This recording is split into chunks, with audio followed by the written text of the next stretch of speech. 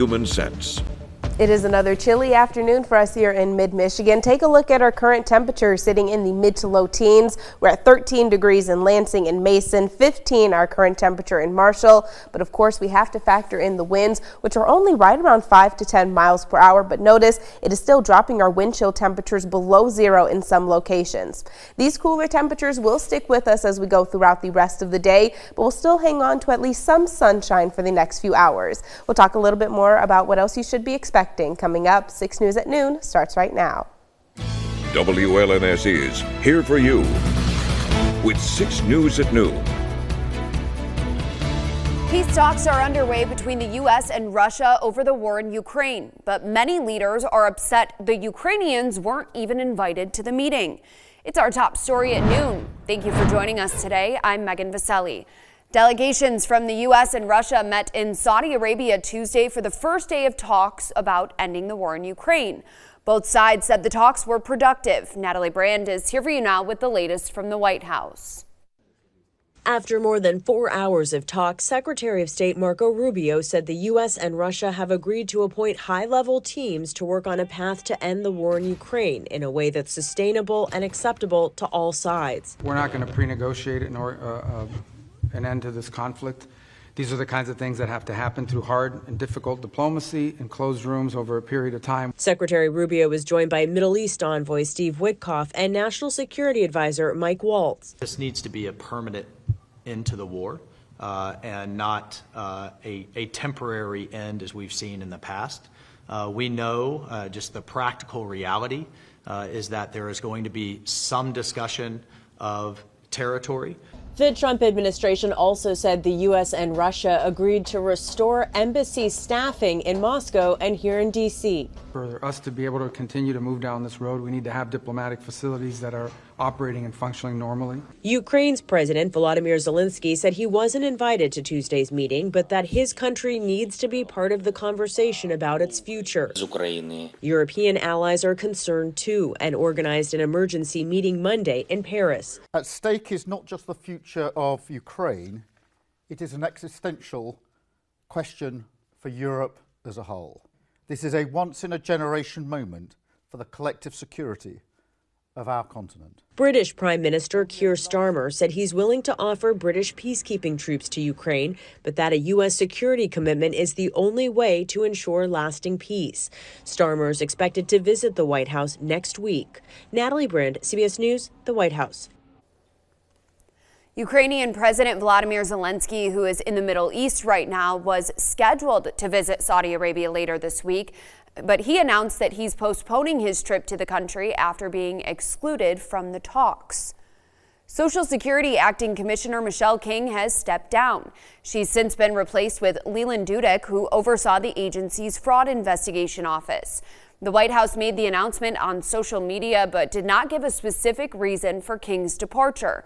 However, the president of advocacy group Social Security Works claims federal employees told her King was resistant to giving the Department of Government Efficiency, or DOGE, access to a centralized database that contains personal and sensitive data related to Social Security benefits.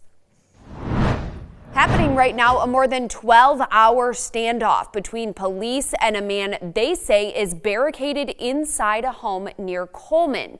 Coleman is about 20 miles northeast of Mount Pleasant. Michigan State Police says the call came in just before midnight about shots fired at a home on Northeast County Line Road near Shearer Road. When troopers arrived, they say a man came out of the home, shot at them, then went back inside where he's believed to still be barricaded. State Police says a 12-year-old girl inside was hurt and has since been taken to the hospital with non-life-threatening injuries. Now they're, of course, asking everyone to avoid the area while they continue negotiations. Stay with 6 News as we continue to follow this developing story. We have an update now on the deadly shooting that happened this weekend at a club in Lansing.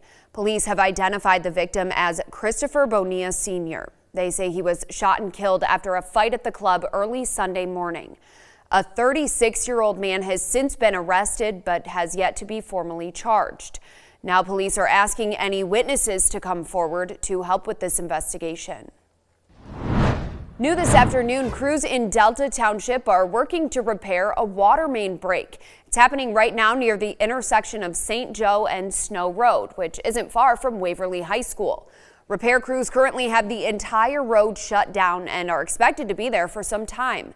No word yet on exactly how long it will take them to fix it or what caused it, but we typically see water main breaks during extreme cold like we're having right now.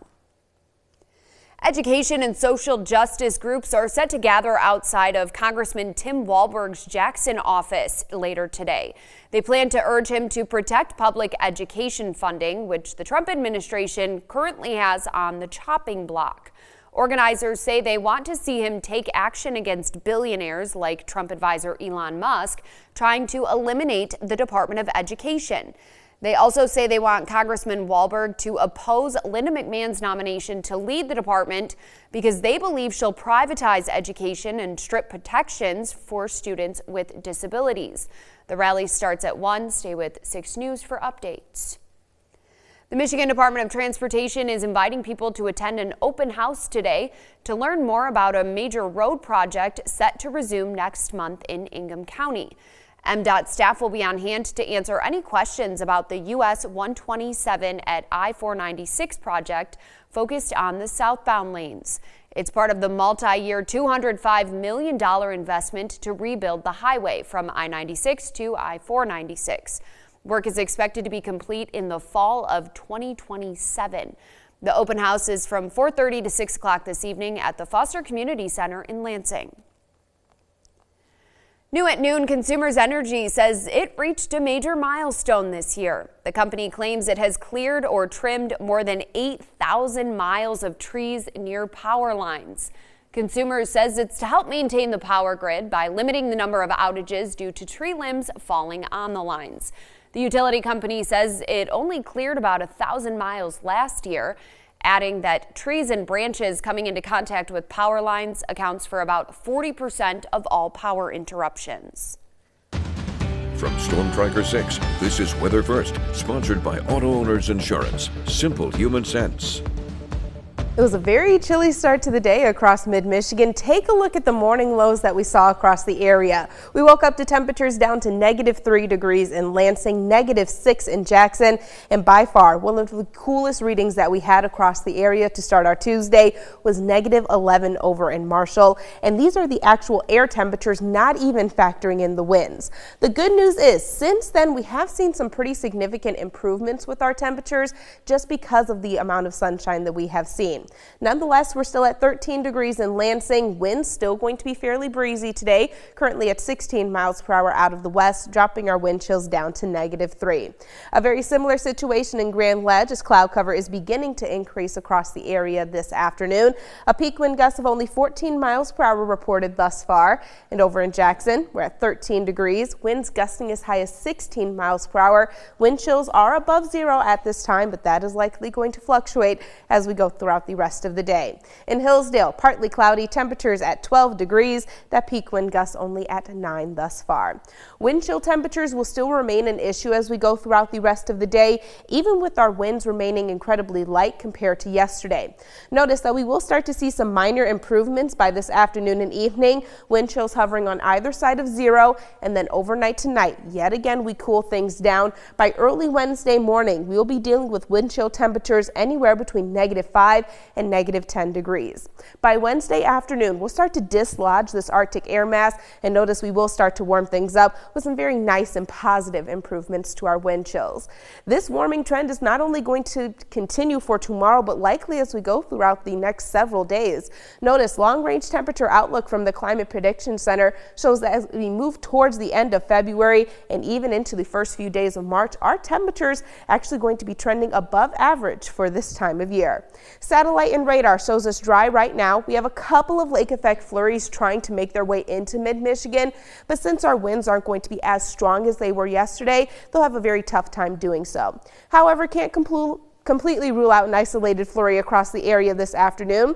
We are dry overnight tonight with partly cloudy conditions, and we'll hold on to that dry weather throughout the day on Wednesday. Wednesday night into early Thursday morning, there's going to be a very weak disturbance making its way through the area. It's not going to have a whole lot of moisture in it, but it's still going to give us the potential for maybe just a very quick and light dusting of snow. Most of that is going to be done by the time we hit daybreak on Thursday. In terms of high temperatures for today, still going to be incredibly chilly, only making it up to a high of 16 degrees. Overnight tonight, we'll hold on to those dry and partly cloudy conditions. Overnight lows falling down to 1. Notice those winds out of the west only at 5 to 10 miles per hour, but that's still just enough to drop our wind chills down to negative 10 degrees at certain points in time. But remember, once we get past tonight, we will start to see some very nice improvements across the area. Let's take a look at our 6-day forecast, because you will start to notice those temperatures improving just by tomorrow. Again, a high of 16 degrees for today. We're in the upper teens by tomorrow, and then slowly that warming trend continues. We are above the freezing mark just in time for the weekend, and I will note, even after that, our temperatures are going to continue to warm across the area, so thankfully these cooler temperatures not sticking around for long. All right, Kendall, thank you for the update. Well, here at TV6, we're getting ready to celebrate our 75th anniversary this year, and we could use your help. If you have any pictures or videos from back in the day, we set up a folder for you to upload your memories at WLNS.com/75. We'd love to use them on air, and if you're willing to talk about it on TV, let us know and we'll try to get a hold of you.